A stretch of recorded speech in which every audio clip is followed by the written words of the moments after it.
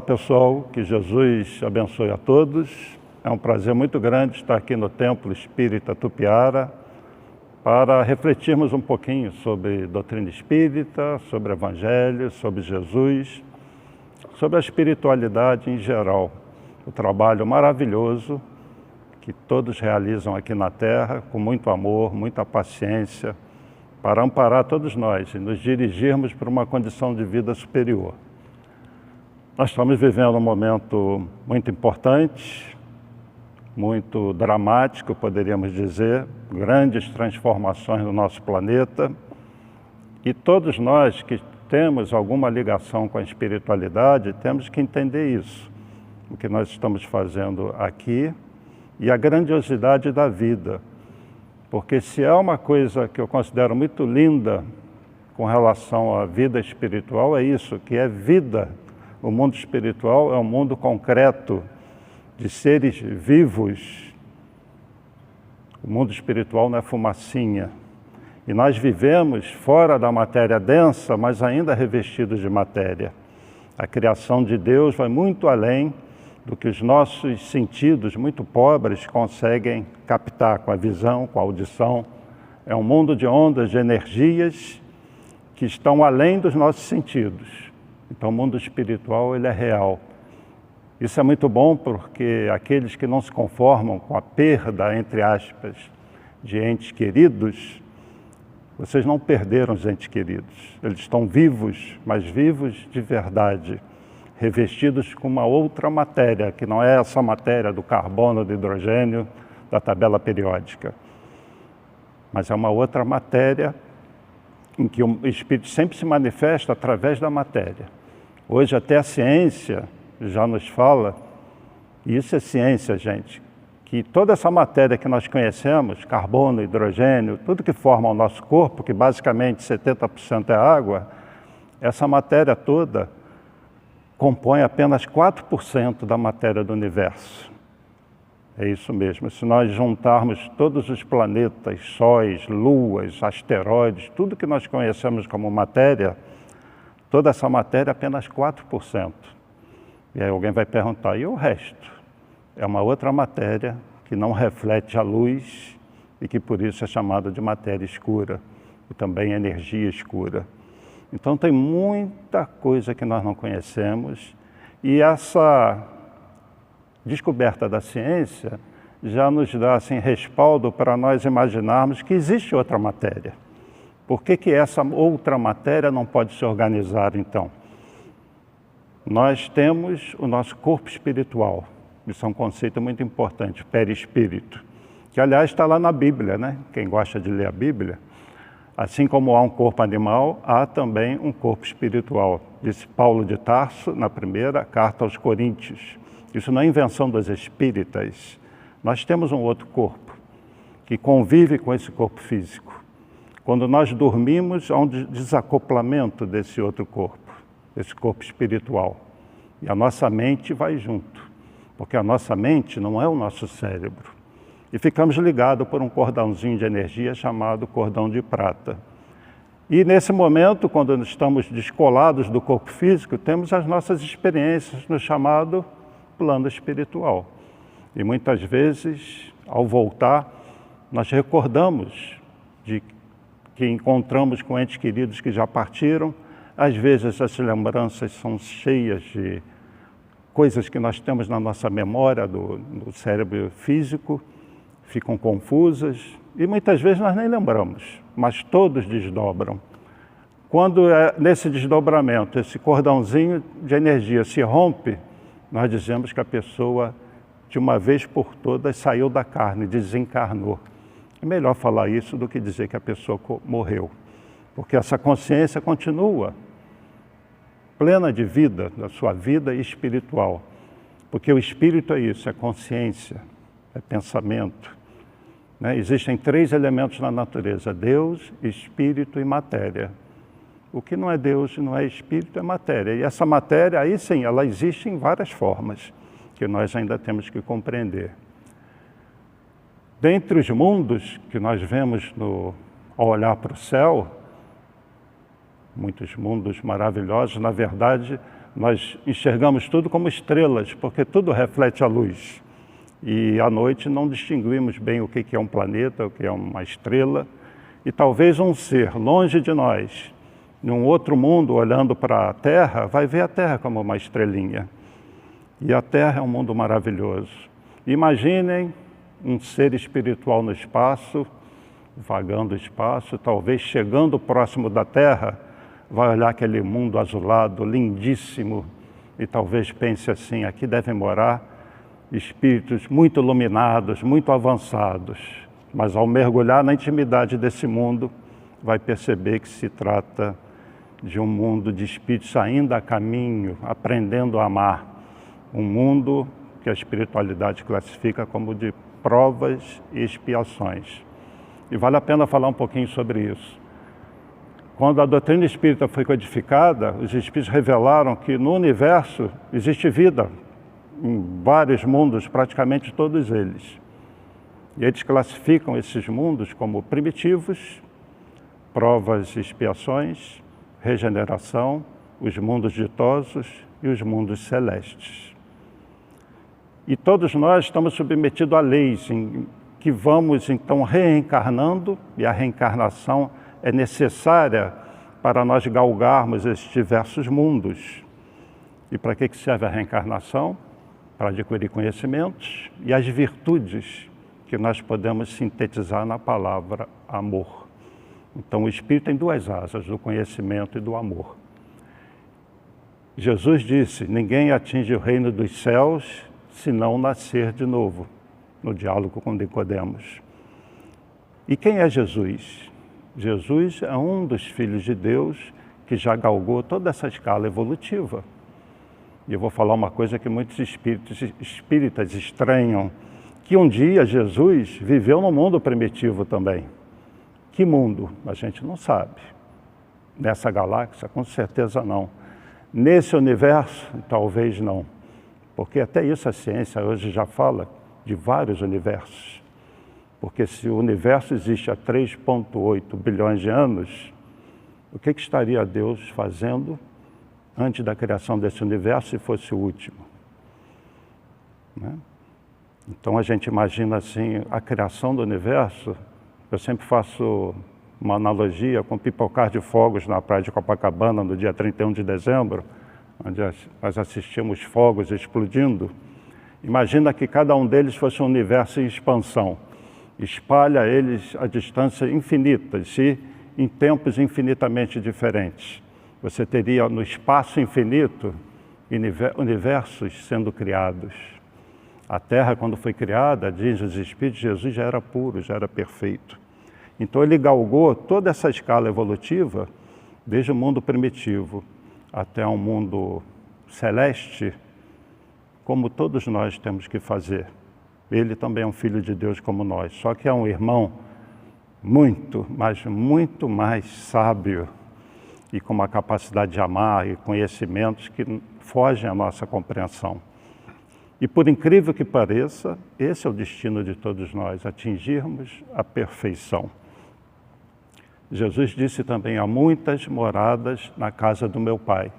Se assim não fosse, eu já vou-lo teria dito. Estou indo para vos preparar um lugar. Que lugar é esse? Podemos entender como um mundo, mas numa visão ainda mais ampliada sobre essas moradas como sendo vários mundos, os próprios mundos, como a Terra, têm também as suas moradas espirituais. Nós estamos pisando naquilo que a gente poderia considerar o núcleo, o caroço. Imagine uma fruta, uma cebola com várias camadas. A Terra, ela tem várias camadas vibratórias. E essas camadas mais próximas são as mais densas. À medida que se afasta desse núcleo, nós temos as camadas vibratórias menos densas. E quando nós saímos do corpo físico, o nosso corpo espiritual, ele tem uma certa vibração que entra em sintonia com uma dessas camadas. Imagine um edifício com vários andares. Para onde você vai depois de desencarnar? Primeiro, segundo, terceiro, quarto andar? Depende da sua vibração. E o que dá uma vibração mais intensa? É o amor. é como se fosse uma lei física. Quanto mais o espírito ama, mais vibra. E diz os espíritos, emite uma espécie de luz, diferente da nossa luz. Daí o termo espírito de luz. Então a Terra, o orbe terrestre, não se limita a essa parte densa onde nós estamos. Estamos cercados, como se fossem vários mundos num mundo só. Então essas também são as moradas. Infelizmente, alguns de nossos irmãos, quando desencarnam, estão com um corpo espiritual muito denso. Por quê? O amor ainda está num nível muito pequeno. São espíritos que ainda são extremamente egoístas e que fazem o mal. Então, por essa lei física, que nós ainda vamos descobrir, a vibração deles é muito densa. Então, ficam muito próximos aqui de nós, nessa primeira camada. Uma vez perguntaram para o Chico Xavier, né? Onde começa o umbral? Ele respondeu, na ponta do seu nariz. Porque nós já estamos bem próximos dessa camada mais densa. E os nossos irmãos que vêm, por exemplo, em tratamentos espirituais, muitos deles vêm de uma esfera superior, adensam o corpo espiritual e vêm até nós para nos ajudar, para nos tratar, para nos orientar.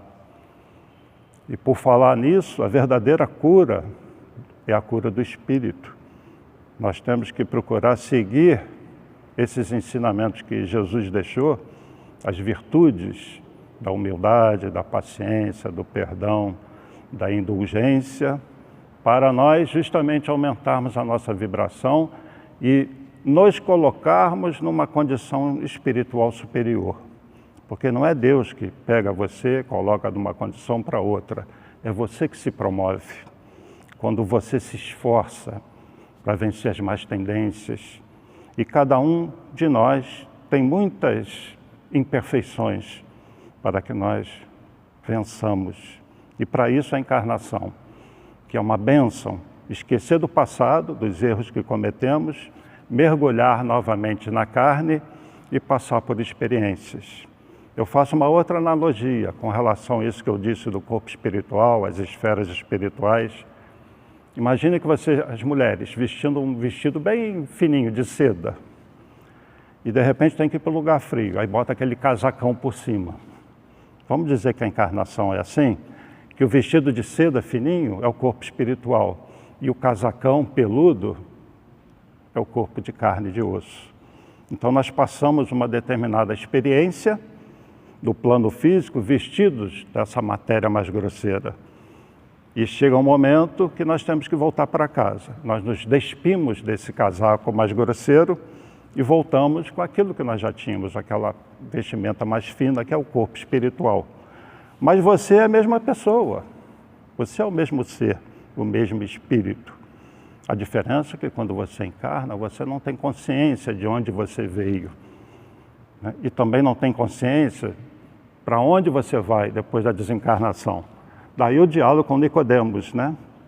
Em que Jesus fala com Nicodemos assim, num linguajar possível para a época, porque Nicodemos era um doutor da lei, era culto, entre seres que basicamente eram analfabetos naquela época.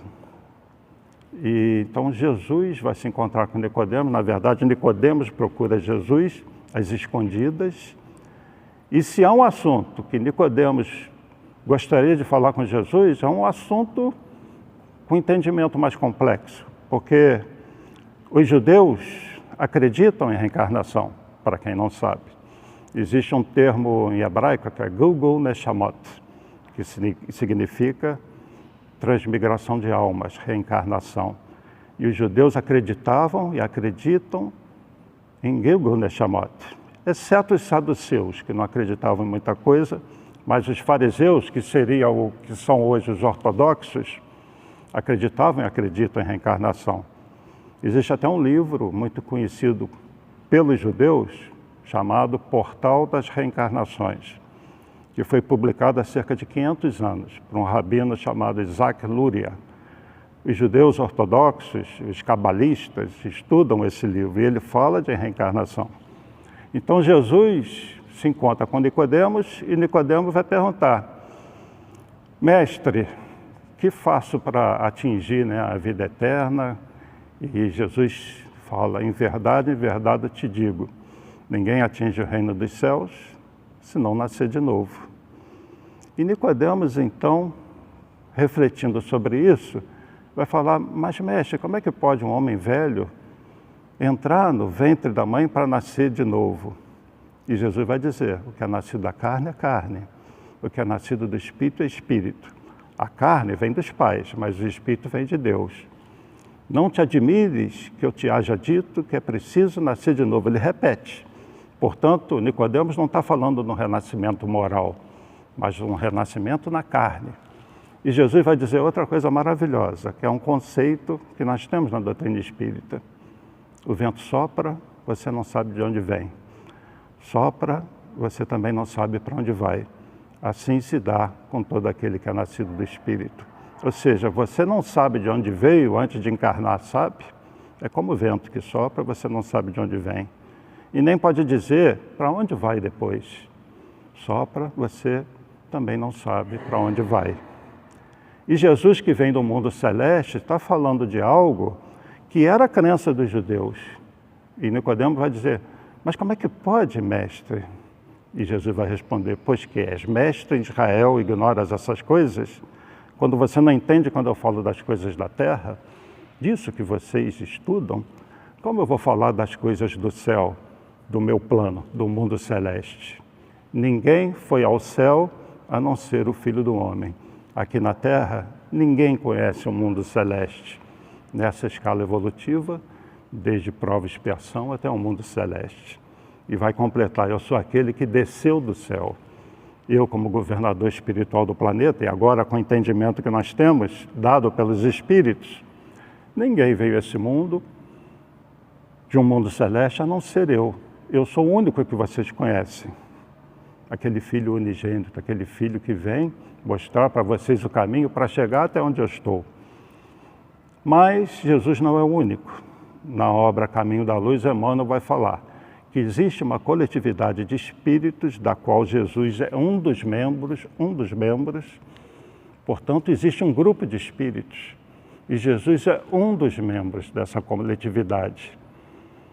E esses espíritos são os dirigentes de mundos. E Jesus, esse espírito maravilhoso, que tem uma equipe espiritual enorme, ele é um desses membros divinos, dirigente espiritual da Terra, que é responsável, então, não apenas pelos encarnados, que são cerca de 8 bilhões, mas também pelos desencarnados. Porque na visão espiritual todos estão vivos. Alguns estão com aquela roupa leve apenas, seu corpo espiritual, e outros vestiram uma roupa mais pesada, o corpo físico. E a população total da Terra, diz os espíritos, está em cerca de 30 bilhões de seres, onde 8 estão do lado de cá e o restante do lado de cá, do lado de lá. Então, a fila é muito grande, essa fila para a reencarnação. Agora, Jesus nunca trabalhou sozinho. Quando ele veio entre nós, qual foi a preocupação dele? Formar um grupo, uma equipe, os 12 apóstolos, para, depois da partida dele, eles disseminarem essa mensagem. E um pouco antes de ir para a cruz, Jesus deixou uma mensagem muito importante. Ele disse o seguinte: muitas das coisas que eu estou explicando vocês não compreendem. E muitas outras eu teria que explicar que vocês também não compreenderiam. Por isso eu rogarei ao meu Pai para mais tarde enviar um outro Consolador, o Espírito da Verdade, que vai explicar todas as coisas e fazê-los relembrar tudo que eu tenho dito. Então, isso é muito importante, porque Jesus não disse tudo que poderia dizer. Por quê?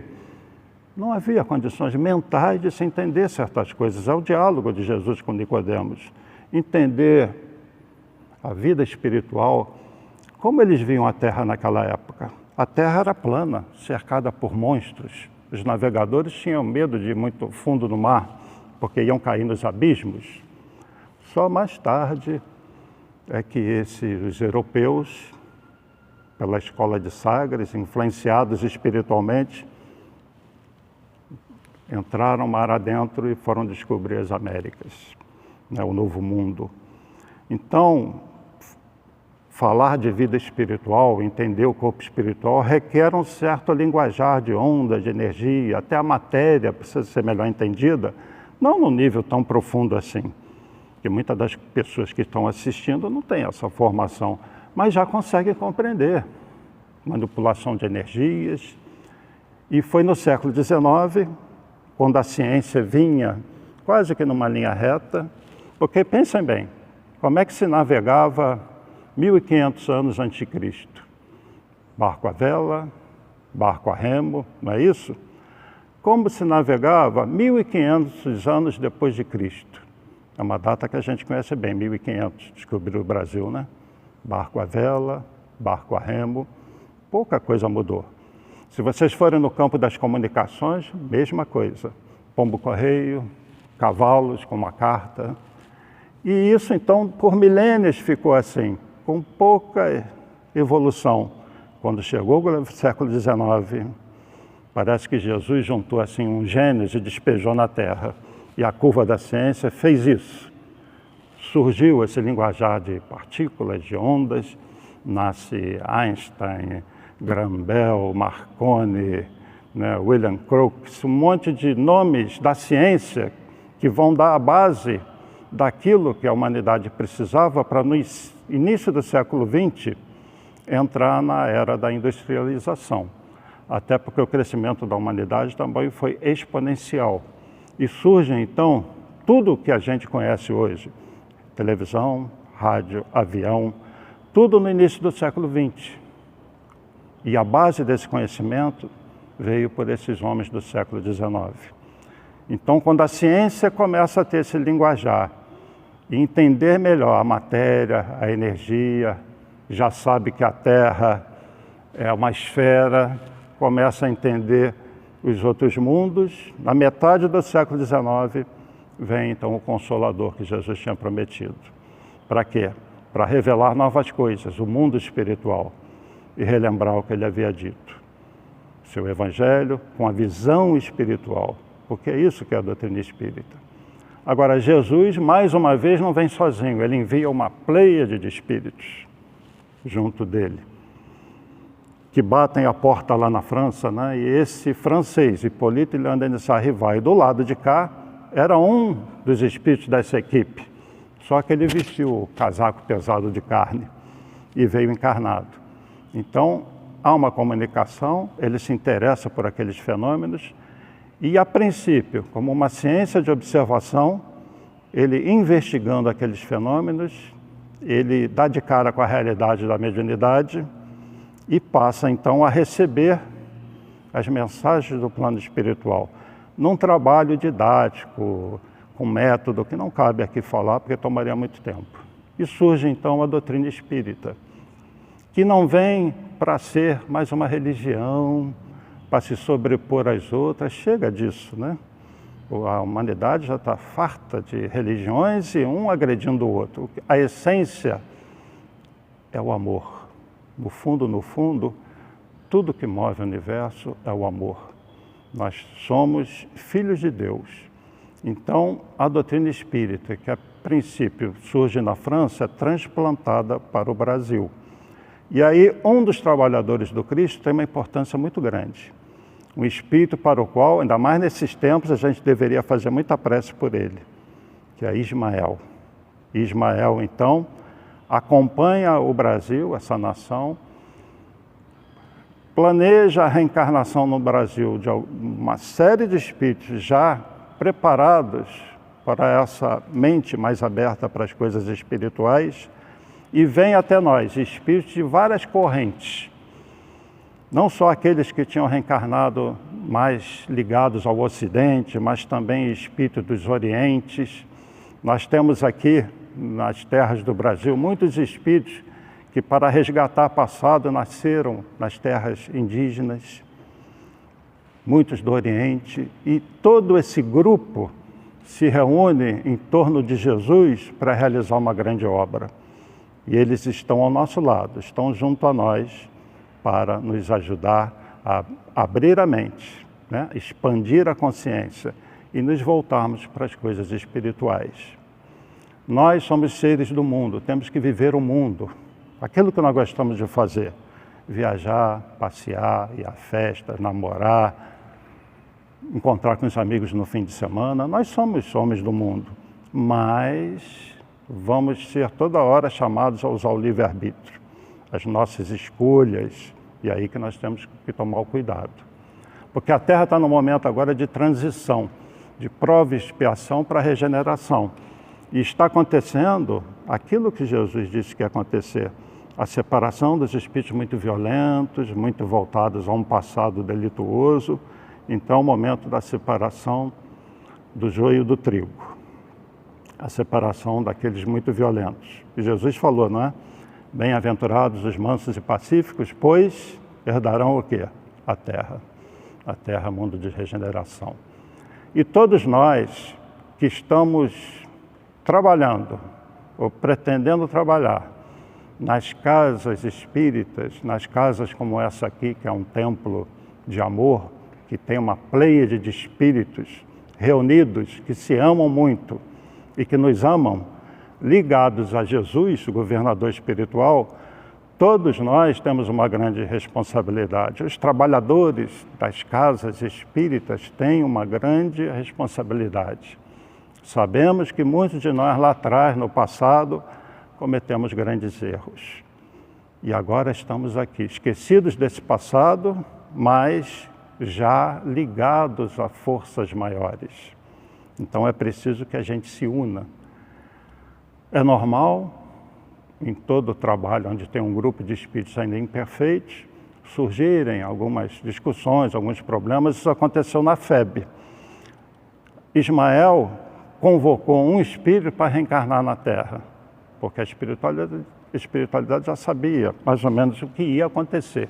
E eu vou ler um trechinho aqui da obra Brasil, Coração do Mundo, Pátria do Evangelho, que é justamente quando Ismael convoca um espírito para, no Brasil, ele trabalhar nesse movimento de transplante da árvore do Evangelho da França para o Brasil. Ismael diz assim para esse espírito: descerás as lutas terrestres, tendo por objetivo concentrar as nossas energias no país do Cruzeiro, dirigindo-as para o alvo sagrado dos nossos esforços. Olha o que ele vai dizer agora. Agruparás todos os elementos dispersos, com a dedicação do teu espírito, a fim de que possamos criar o nosso núcleo de atividades espirituais, dentro dos altos propósitos de reforma e de regeneração. Não precisamos de te explicar quão delicada é a tua missão, mas se observares plenamente o código de Jesus e contando com a nossa assistência espiritual, pulverizarás à base de perseverança e de humildade todos os obstáculos, consolidando o início da nossa obra, que é a de Jesus, no seio da pátria do seu Evangelho. E se a luta vai ser grande, lembra-te que não será menor a compensação do Senhor, que é o caminho, a verdade e a vida. E esse espírito, então, vem reencarnar numa cidadezinha do Ceará, que na época tinha o nome de Riacho do Sangue, e é o nosso doutor Adolfo Bezerra de Menezes, que no início da FEB, que tinha dois grupos, os místicos e os científicos, cada um com a sua visão de espiritismo. Os científicos muito ligados àquilo que estava vivendo a Europa, justamente dessa transformação com grandes nomes, os europeus, excitados com os conhecimentos, achando que já sabiam tudo da ciência, não desconfiando que estavam apenas arranhando, e formou um grupo, até compreensível, porque o espiritismo começou muito com a observação e muitas análises dos fenômenos de ectoplasmia, materialização de espíritos. Nisso vieram vários embusteiros, isso criou um problema na época. E tinha aqueles mais voltados à mensagem do Cristo, são os místicos. E a missão do Dr. Bezerra era unir esses dois grupos. Sem entrar em muitos detalhes nessa história, ele conseguiu. E ele unificou, então, a Federação Espírita Brasileira, que muitas casas hoje nem seguem, mas que é o início de um trabalho mais organizado no Brasil, desse Consolador que Jesus havia prometido. E o Brasil, então, é usado pela espiritualidade como um grande hospital, aqui reencarnam espíritos com muito débito do passado. E junto deles, desses muito comprometidos, vêm também aqueles que estão dispostos a mudar. São os trabalhadores da última hora. Por que da última hora? Porque são chegados os tempos dessa grande transição, dessa grande mudança, da separação dos violentos. E isso, na verdade, começou cerca de 100 anos antes de Kardec. É um trabalho de cerca de 300 anos. No século XX, esse trabalho se acelerou um pouco. Reencarnaram muitos espíritos comprometidos no século XX. Aí nós tivemos a Primeira Grande Guerra Mundial, a Segunda Guerra Mundial, tivemos a gripe espanhola, milhões e milhões de espíritos desencarnaram de forma dolorosa, violenta. E agora, no século XXI, estão reencarnando os últimos, que ainda têm alguma oportunidade de acompanhar o grupo que vai ficar aqui. Os mansos e pacíficos que herdarão a Terra. E muita gente fala assim para mim, mas eu não vou ficar aqui para ver essa terra de regeneração, né? Pela idade e tal, isso vai levar, porque Emmanuel disse que por volta de 2057 a gente vai sentir mais esse mundo de regeneração. Justamente os 300 anos, 200 após a codificação espírita. Só que todo mundo vai assistir sim, porque se você estiver do lado de lá, você vai acompanhar a transição e trabalhando muito, desde que você tenha a felicidade de desencarnar bem. O que é desencarnar bem? Sem grandes débitos dessa vida e tendo saudado coisas do passado. Como? Trabalhando no bem.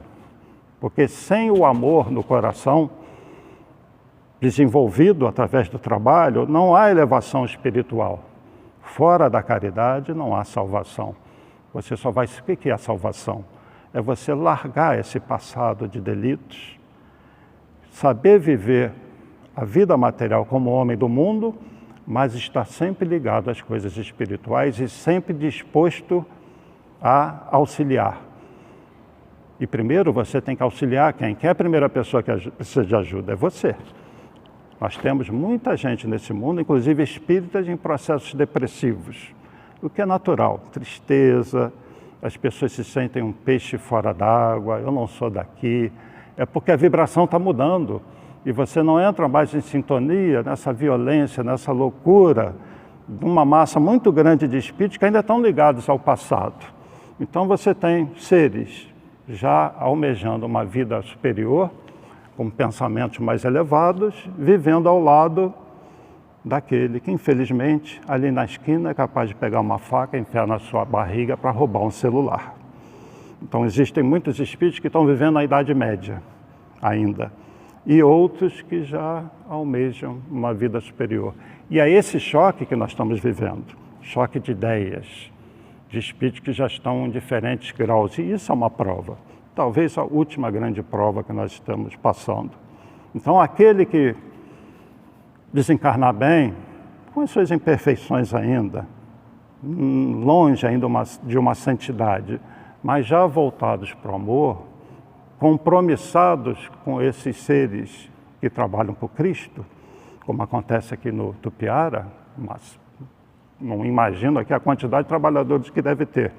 Esses são aqueles bem-aventurados, né? E que já aspiram a uma vida melhor e que já trabalham na caridade.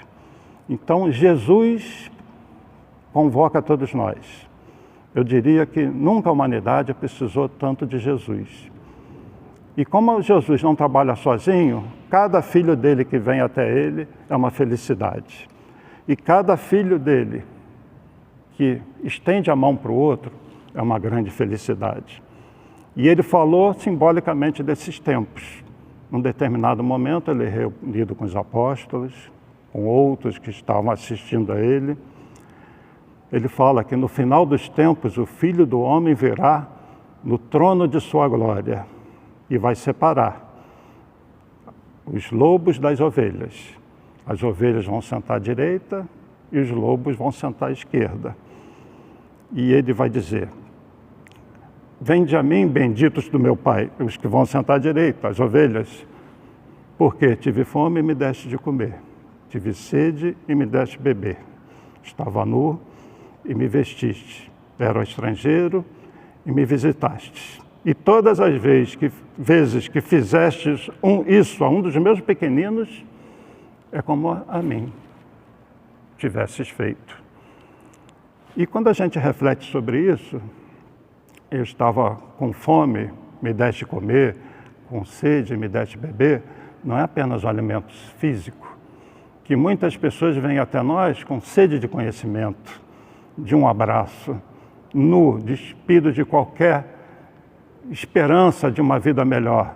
E eles se vestem com conhecimento, com um abraço, com encontrar um grupo que realmente fala de amor e que tenta vivenciar o amor, porque nós tentamos, né? Às vezes falhamos.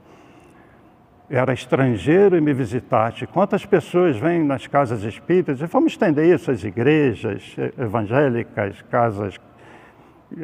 igrejas católicas, e a pessoa vem, como uma pessoa vem aqui no Tupiara, e não sabe o que vai encontrar aqui. É um estrangeiro para quem já trabalha aqui. E o que deve ser feito? Acolher esse estrangeiro. Eu era estrangeiro e me acolhestes, às vezes num atendimento fraterno, num abraço, numa conversa, e ele se sente amado, ele volta a ter esperanças. Então existe um simbolismo muito grande nisso que Jesus falou. E nós então somos esses trabalhadores que temos que seguir isso. É um exercício diário, é um esforço, porque temos os nossos problemas e temos que dispor pelo menos do nosso tempo, o que já é uma caridade, né? Você dispor do seu tempo, mas realizar o trabalho com amor. Não importa, tem aquele trabalhador que fica mais nos holofotes, como eu até estou aqui, e aquele humildezinho que está servindo um copinho d'água, o que vale é o amor. Às vezes aquele trabalhador mais escondidinho está realizando um trabalho de grande amor. Perante a espiritualidade, todos estão trabalhando e todos são acompanhados, são amados. Então tenham esperança, acreditem em Deus, mas acreditem em vocês.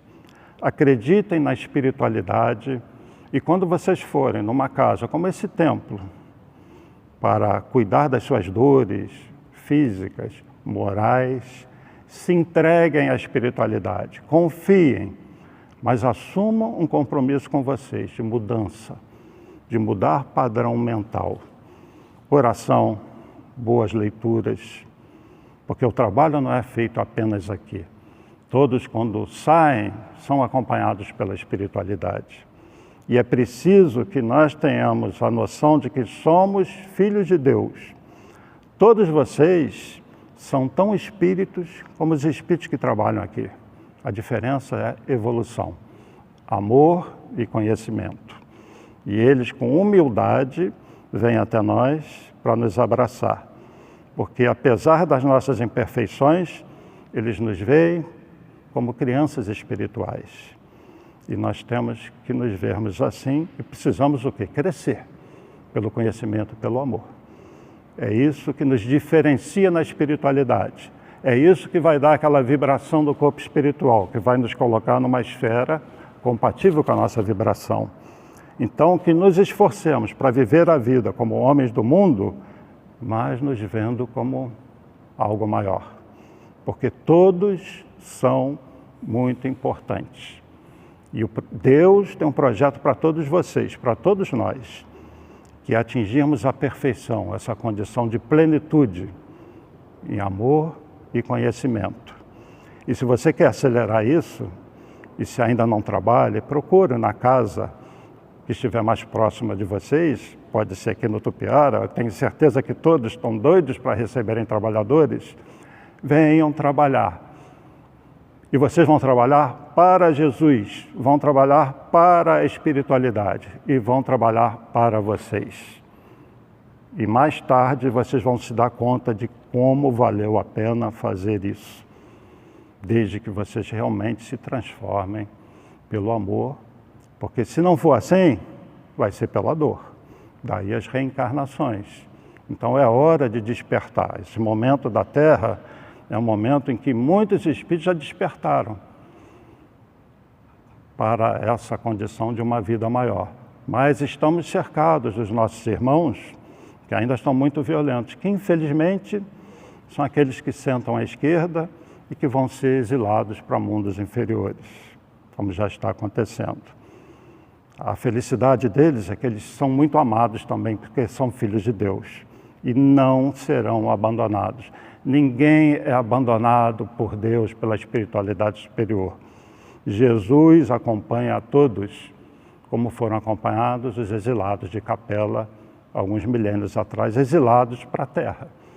Porque Capela, na verdade, não é uma estrela, são duas estrelas, é um sistema binário. Eu vou falar isso para encerrar. E existe um cortejo de planetas em volta desse sistema de Capela, que está a cerca de 42 anos-luz da Terra. Um desses mundos passou por um processo que a Terra está passando. E houve o exílio para um mundo inferior, que é a própria Terra. Então eles perderam aquele paraíso que estava se tornando aquele mundo de Capela. Então, a população espiritual simbolizada pelos homens e mulheres, Adão e Eva, foram expulsos do paraíso, porque ouviram a tentação do mal e não acompanharam aquele agrupamento que ficou lá. E nós temos hoje os novos Adãos e Evas, os exilados da Terra. Mas eu tenho certeza que todos vocês que já estão assistindo aqui, tudo que o Tupiara deixa para vocês, fazem parte desse grupo da mudança. Então, trabalhem, olhem para dentro de vocês, conheça a ti mesmo e trabalhem no bem. Confiem em Deus e confiem em Deus, e confiem em vocês. Então, que Jesus abençoe a todos, que a espiritualidade que envolve essa casa abrace todos vocês. Muita paz, obrigado aí pela atenção.